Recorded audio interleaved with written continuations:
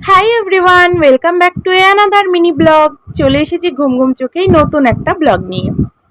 আগের দিন সারা রাত ধরে শিব পুজো হওয়ার পর ভোরবেলায় চলে এসেছিল হাজরা নাচতে, আর সেই ঢাকের আওয়াজে আমরা সবাই চলে গিয়েছিলাম বাড়ির সামনে হাজরা নাচ দেখতে।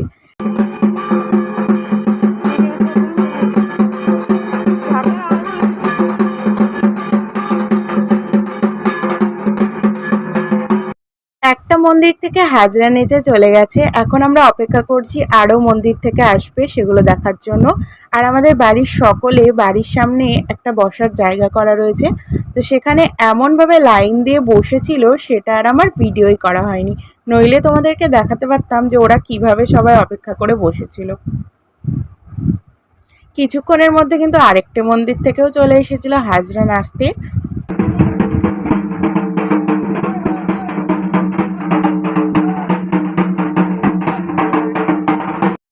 একে একে সবকটা হাজরা নাচ দেখার পর আমি চলে গিয়েছিলাম ঘরে। ঘরে গিয়ে প্রথমে ঘরের জানালাটা খুলে দিলাম, ততক্ষণে আলো একদম ঝলমলে হয়ে গিয়েছিল।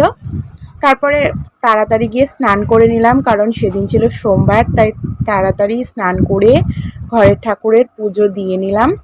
পুজো দেওয়ার পরে মামি এসে দিয়েছিল মন্দিরে শিব পুজোর প্রসাদ, সেটা খাওয়ার পর সকালের খাবারটা খেয়ে নিয়েছিলাম। আর আজকে সকাল একদম সিম্পল খাবার ছিল, ডাল, ভাত, পাঁপড় ভাজা, আলু সেদ্ধ আর ভেন্ডির একটা তরকারি।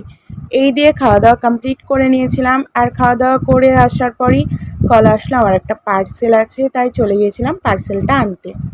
পার্সেল আনতে গিয়ে দেখছি বাইরে প্যান্ডেল হতে শুরু করে দিয়েছে, কারণ শিব পুজোর দাদাদের মানত ছিল, তো তারপরে একটা খাওয়া দাওয়ার অনুষ্ঠান থাকে, সেটার জন্যই প্যান্ডেল করা হচ্ছে।